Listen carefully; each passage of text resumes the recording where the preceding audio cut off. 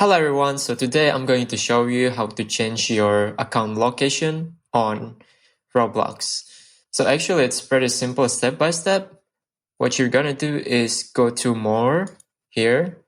Notice that I'm using on PC, but don't worry, you can have the same step by step as you are doing on your mobile phone because the UI is pretty the same.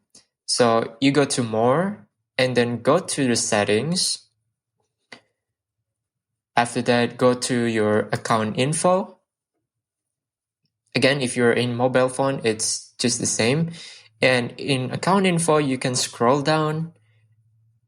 And here we go, you can see this account location.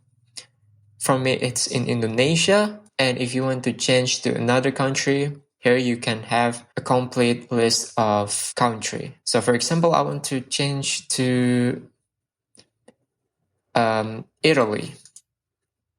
So notice here, it says that you can change your location only once. So I think it means that you cannot change it back to your real country. Or maybe you can, but it's kind of complicated because you have to message the customer service.